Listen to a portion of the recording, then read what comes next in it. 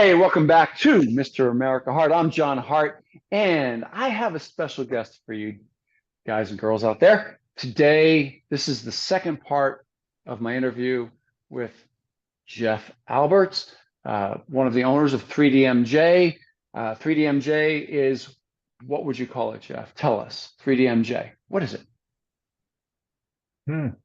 Community, Mm.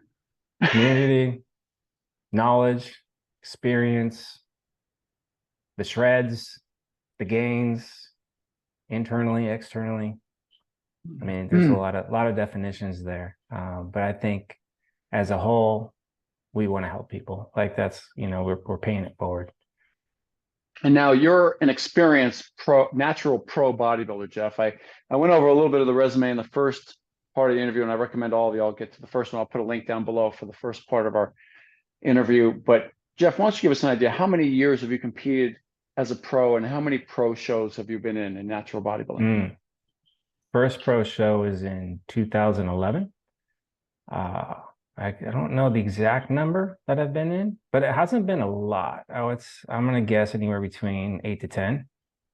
And that's just because I'm not one to compete every single year, because I have other things in life besides getting down to 6% body fat year after year after year. I'm a dad, I'm a husband, and those who've competed well aware of what that does, not just to us athletes, but to those closest around us. So I have to respect, my family. So it's kind of a give and take.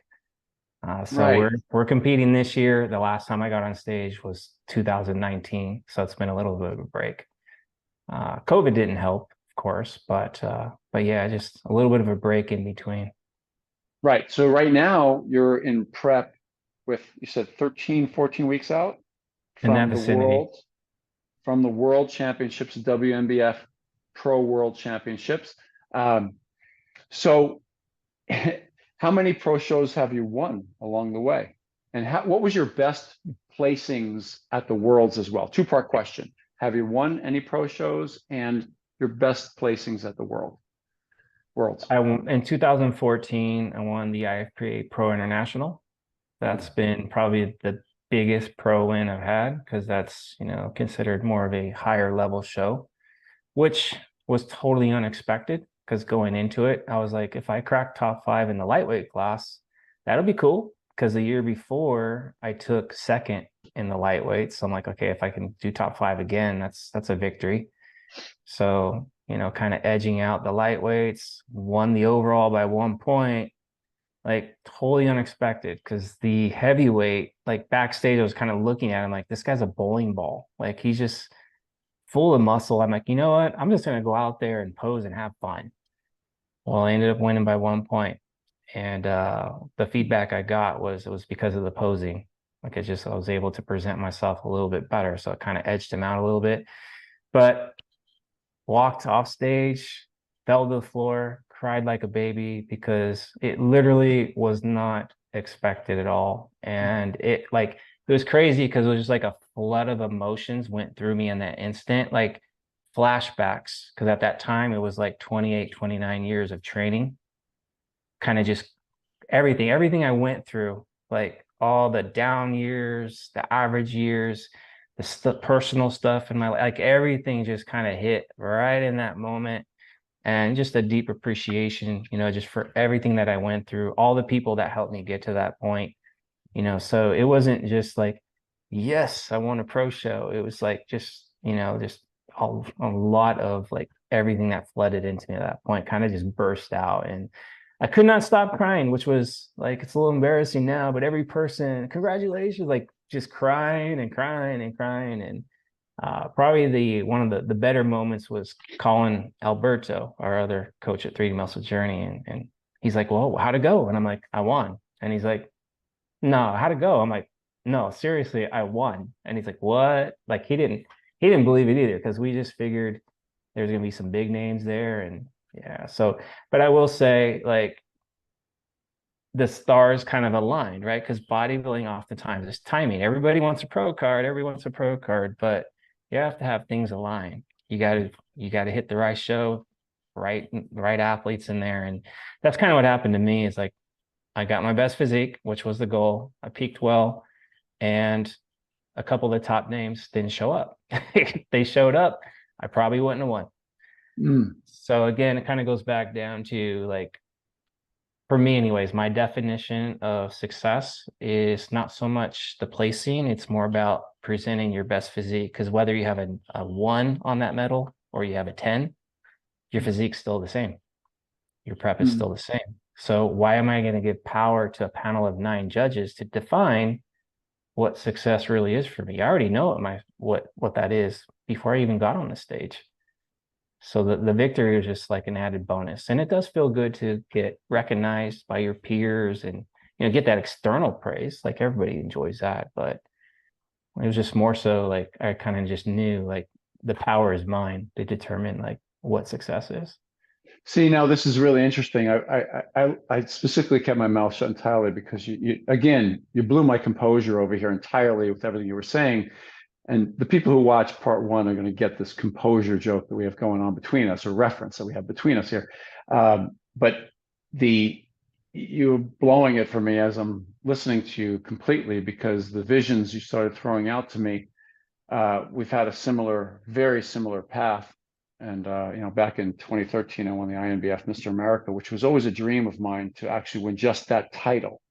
I never dreamed, I never thought how I could win it. I always dreamed of winning it. And it was the actual Mr. America title. And that's how I became WNBF Pro. And in that, the uncontrollable visions of everyone who was there for me, the gratefulness, the crying, the uncontrollable on stage, backstage, out of control, tears. The part of it was everything that I had put into it, much like yourself. You think about those things that other people can't possibly comprehend and the things that you've given up. And then yet I can look back now and see, like you just said, well, while I do understand that completely, maybe today I might react a little bit differently. Maybe, like you just described, where's the value in that medal? Is the value in the medal, or is the value in the physique I achieved that day? Did I satisfy my plan from beginning to, did I execute my plan from beginning to end? Did I get that satisfaction of the journey of, the 3D muscle journey, let's say? I just came off the top of my head with that one, by the way. And and is that the satisfaction? Is that the thing? And yeah, it's changed. Like we were talking off camera a little while ago about how just, as the years pass, things change. And, while we may have a perspective of being backstage and being so intense at an earlier time in both of our careers, I totally related to you saying that in the first interview we did. As the years go by, you realize you're missing out on some things. You could have missed out on a great opportunity with your friends that you work with now. I call it your business partners and your friends, right? That you work with at 3DMJ now, because you opened up backstage at that time, at that one show years ago. If you didn't and remained in your bubble, it never would have changed. And now I'm thankful and grateful in looking back that I did the same, but in different ways, and opened myself up in different ways. That it remains that, and I can not equate this, but it does funnel down to being a healthier man or lady, if you're a lady, overall in the end, mentally, because you can hear it in your voice, Jeff, as you talked about this, that I kept thinking to myself, this really gives a healthy perspective on competition, goal setting, goal achieving. Where is it? Remembering what the goal is, as opposed to putting your value in somebody else's opinion. Like you just said, 9 people are going to judge your value. It's true, right? Like, how many times have you heard athletes complain about their placing? Like, well, first of all, maybe not put the blame on the judges. Maybe look in the mirror and see, like, what do I need to maybe improve? Maybe it isn't something visually you need to improve. Maybe it's something internally. how you think, your process is that way. But what's interesting too is like when I reflect back, I had Bob Bell, who is the vice president of WNBF. And back then he was the promoter of the capital city. Well, I did their very first show. And he can tell I had some potential, and he could probably tell that, some of my practices needed a lot of work. So this guy just calls me out of the blue, like why is he calling me? And he called me out of the blue, and he's asking me about my prep because I was getting ready for the shows the next year. And I was kind of telling him the things I was doing, and he's like, hey, well, why don't we try this or this? And at first I was a little defensive because I was pretty successful on my own up to that point. I had some success winning some class titles and things like that. So I'm like, who's he to tell me what to do, right? That type of mentality. But part of me was like, this guy's going out of his way to actually call me. Like, I need to like be a little more humble and let my walls down and hear what he has to say. And I kind of just said, you know what? Let me just try it. Like, what's the worst that can happen? Even if I do fail, like, I'm going to learn one way or another. Did it work? Great. If it doesn't, well, okay, move on, find something else. So long story short, I got to the next show, best ever physique of my life at that point. Didn't win the overall, won the class, but I didn't win the overall. But it changed trajectory for me. It put me on a different path. And if it wasn't for him, it wouldn't have got me to the capital city in 2009, where I basically started 3D Muscle Journey blog. Mm-hmm. And I didn't win that show. I lost by 1 point, actually. I didn't win my pro card there. I won my pro card the following month in Washington. Well, after that show, the Cap City, and I lost by a point, my season was done. I was already gaining like 10 pounds back. I was happy and very content with my season. Well, the head judge, Wade Brown, who's, obviously friends with Bob Bell, called me out of the blue. Same thing. And he's like, Jeff, you can get your pro card. You need to keep dieting and go to the next show. You got that potential. He had to talk me into it. I go, well, I'll think about it. Well, I thought about it and I got back on my diet, went to Washington, won by 1 point, got my pro card. And it was that show, which that's the next show I'm actually doing in 8 weeks, is where I bonded with Eric Helms. And that's where the formation of our team really started to kind of take shape. So again, just like this interview, like a video you put out, it could be the smallest little thing, but it could change someone's trajectory. It could change someone's life. So that for me, it's like, I try to pay it forward. So every time I put an Instagram post up, it's more so it's not like about me getting a like. It's not about me getting a judge to say first place. It's about paying forward.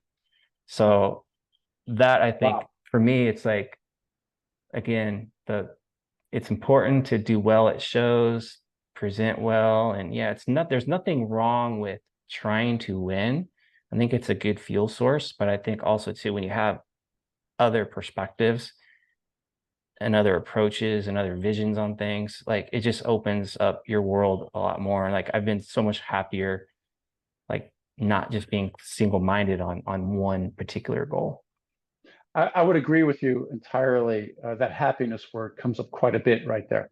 And when you talk about having had the experience of being super intense and focused and driven to the point where, yeah, man, when you finally achieved the goal, whether it was winning a title or achieving your all-time lifetime best condition, it broke you down into tears, whatever the case may be. Having had that experience as well, where you do take the chance on maybe being a little unhealthy for a while mentally, a little maybe unbalanced, okay, but looking back at that, I'm happy for having had those experiences as well. You know what I'm saying? Mm-hmm. So no doubt. So let me ask you a few questions now. I really want to get into more about 3D Muscle Journey. And, there are natural bodybuilders out there that are gym goers that have just been spinning their wheels, that just, it just ain't happening. And they're just going in there week after week, day after day. They call it bro splitting it. I call it just a split workout. Every day working out. It's part of their social existence as well. Uh, if they are getting a part of the bell rung and considering getting to one of you guys with 3DMJ, tell me a few questions for you. How long should a natural bodybuilder reserve to work with one of the 3DMJ coaches? I'm talking about ideal number of weeks, if in fact, just a range, if in fact they were interested in hitting their all-time best shape, maximum muscle, leanest possible condition for a show or just personal goal. Let me preface it this way. My son, he takes karate, and we all know in karate, you got white belt all the way up to black belt. And my son's master is a 5th-degree black belt.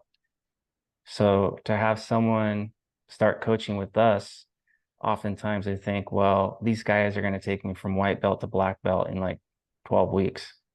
It's totally unrealistic. There's so many different layers to this sport. You know, there's putting muscle on, there's learning how to take fat off. I mean, I could go down like countless lists. Like, yeah, obviously you have a YouTube channel, so you know, like there's just so much subject matter to this.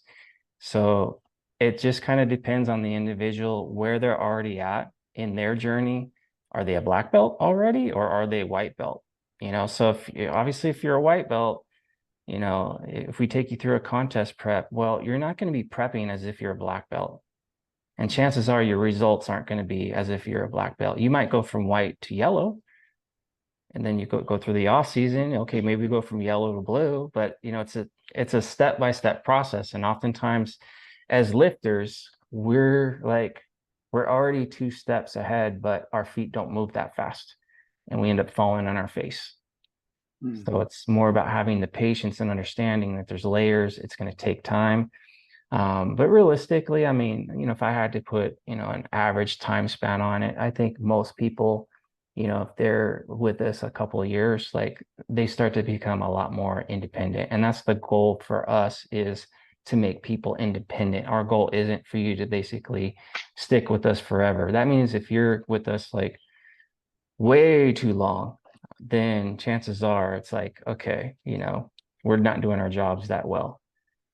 But I have some people, you know, they might get something just out of one session. You know, I have people where I do a video call for a couple hours, and you know, there's like, you know what, I feel confident in what I'm doing, because oftentimes they just want reassurance of what they're doing. And I just had one of those calls last week where the gentleman had all his fundamentals in place. The principles were very sound, good physique, and he just basically just needed reassurance, because I just gave him confidence, like everything you're doing is like, I'm not really changing a whole heck of a lot here. There was a couple little things I tweaked with this training, but outside of that, it was like he had his fundamentals in place.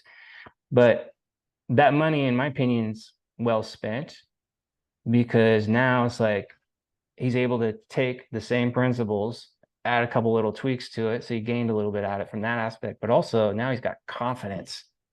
He knows he's on the right path. So how many times do you see someone like jump ship? Like, I'm doing this program, 10 weeks later, I'm doing that one, 4 weeks later, I'm doing that one. And when things are very inconsistent, how do you assess that? You can't. When things are just all over the place, it's hard to assess. And I don't know about you, but my son, like, if his day to day isn't well structured, like there's no good routine there, he's a mess. He's like, what are we doing? What are we doing? What do I do next? What do I do next? But you know, Monday through Friday, he knows he's got to go to school. He's up in the morning. He knows he's got to get dressed, get his breakfast. He knows what time we leave.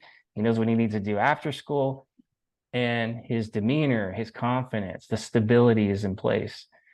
So that's basically what I try to do as a coach, is to get people well organized and cater bodybuilding towards their life context, and not them try to cater to said program, because oftentimes said program doesn't take into consideration like what you got going on in real life. So you're trying to conform to something that just might not be, you know, too productive. So what you often see as optimal out there in optimal land, oftentimes going to be suboptimal, because it doesn't fit well with what your life schedule is like. Man, Jeff, man, you mentioned in the middle of all that, you mentioned, you know, how much it costs. You didn't mention how much it costs, but just cost and how it's worth it. Is having, if I were to hire you as my coach, is this cost effective if I were to go long term? I know, like you bring up the analogies, I know you're about to, and that's welcome to. I mentioned earlier on when you brought up tennis, I wrote down, I said, hiring a tennis coach costs, I mean, that's a mortgage a month. Hiring a baseball coach these days, a hitting coach, I mean, it's a mortgage a month. You're paying a lot. Coaches like that of that nature can be very expensive. How does working with a 3D MJ coach compare, let's say, to one of those? Is this cost effective over the course of the long haul? If I were to say, hey, yeah, I do want to learn a year or 2 years worth of training, off season, in season, or just maybe peaking seasons with no contests in mind. We're just learning how to put on some lean muscle, how to shred it up, all of that. Just an idea of, inexpensive, moderate. What would it kind of compare to, sort of? I think the way I kind of look at it, I guess a couple layers is one perspective is a lot of people out there will pay all kinds of money for supplements. They'll pay money for gym memberships.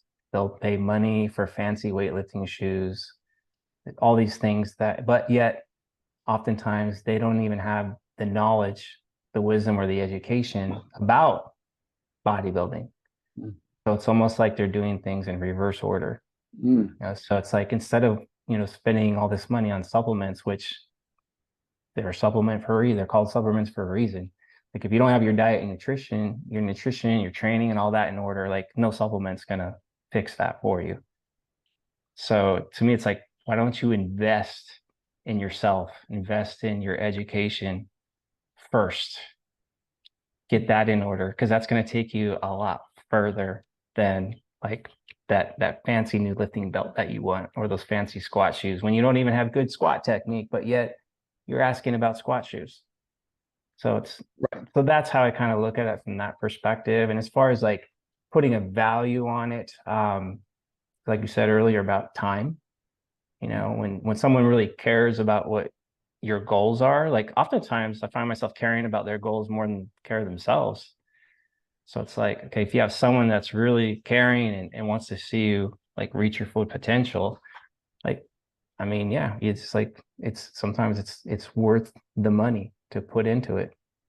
Let me give you the word invaluable. Okay. It's invaluable at that point. That's what it becomes. You can't put a price on that. Okay. I know I'm doing another advertisement for you guys. So tell me, tell me, Jeff, what is in your world the ideal client? What jumps to mind? The ideal client slash athlete. What does that look like to you? Just a pleasure. You look forward to working with this athlete. Go ahead. I'm not one of those coaches that says, oh, this guy's got the most greatest genetics in the world. This guy's going to turn me into a star. Like that's not, it's more so like I want someone who is going to be honest and communicate well and has the same desire towards his goals that I do. Because if that's the case, then as a team, we're going to be more successful. So I've had athletes that have, really good genetics, and they have good work ethic. They communicate well. They have all that, right? So yeah, those are great. Like we're, highly successful, but also get just as much reward as those who, let's say, aren't as genetically gifted, but yet they have all those same intangibles as the guy with the great genetics. Because in the end, we're still accomplishing the same thing. We're fulfilling the potential. Wow. So it's Wow. the communication. It's like you got to have communication. So obviously, as an athlete, you want your coach to communicate well. It's the same thing, as a coach. Like oftentimes you hear about just the athlete's perspective about a coach, but you never hear too much about the coach's perspective as far as Mm. the athletes they work with. There's a give and take there. It's teamwork. Mm. And my good friend Eric Helms wrote a nice article that coaches aren't appliances, meaning like you buy a toaster, you don't like the way it toasts, you're gonna throw it away and go buy another toaster, right? Like coach is not a toaster. Like you have to, You can't expect a coach to know you within the first month or two. It takes time to develop a relationship. And not only does the athlete move up from white belt to yellow to blue, but the coach moves as well. So the coach, let's say, well, you're a white belt. And this is something I learned from my son's master, because I go to his class and I observe. So again, I take other sports, other things, and I apply it to this profession. Well, I observed his master, and he basically explained to one parent, because the parent was saying, well, my son's not really kicking like with the same skill as some of the other kids. And he's kind of complaining to the master. And the master said, look, he's a yellow belt, and yellow belt, what we're really focusing on is attendance, like making sure he's consistent, making sure he's getting along well with the others. And he has a passion for what he's doing. So even though the kicks might not be as skillful, he's putting in the effort. He's all, that's what my focus is. He goes, when he gets to blue belt, then that's where I put more emphasis on the skill. So it's the same thing here. Like, depending on where the athlete's level is on the bodybuilding side of things, is like, where am I going to apply my coaching skills for this athlete in this moment? So the athlete has to understand that the coach grows with the athlete. It's not, well, he didn't teach me this in the first month. Like, maybe you weren't ready for that. And maybe the coach needs to communicate that better. And that's something I try to do, but I'm not perfect. It's hard to, like, even like this interview, we only have so much time, only so much context that we can deliver. It takes time to communicate and get these things across. So it's a mutual relationship. It should be a give and take. And you don't want to be like 20 years with a coach, obviously, but sometimes it takes a year, sometimes it takes 2. I have some athletes that have been on my roster 3-4 years. But we've moved up, we've improved, we've moved up the belts, if you will. Right. So you would that be both male and female clients you work with? Yes. Correct. Okay. And just hit me off the top of my head. So who do you find in general? Have you seen any more adherence from the males or the females off the top of your head? Just a quick answer, Jeff. Just quick. I have a feeling you're not going to answer this one straight up, are you? I'll answer it straight up. It's individual. Yeah. Because I've had some females that adhere really well. They're just great to work with. I've had some that are more challenging. I've had same thing on the male side. It really just comes down to the person. And to be honest, like, not every coach is suited for each person. Just like, the athletes maybe aren't suited for me. You're going to have those times where it's like you just don't have that connection, and that they're not the best athlete for you, and vice versa. There's nothing wrong with that. But I think that's just, anywhere in life, right? Like, everybody doesn't get along with everybody. Otherwise, the world would be perfect. I wish that was the case, but that's just the reality of it, is that it's more so like I try to learn each individual. I don't look at it as, okay, males are this way, females are this way. Right. I knew that. I just was going to having fun with that question right there. I hope you enjoyed this video. If you would, down on your bottom left, there's a like button, a thumbs up button. Please give that a tap if you're liking these videos. And off to your right, you have the subscribe button. Please give that a tap to be notified of any future videos coming up on Mr. America Heart. We'll see you next time.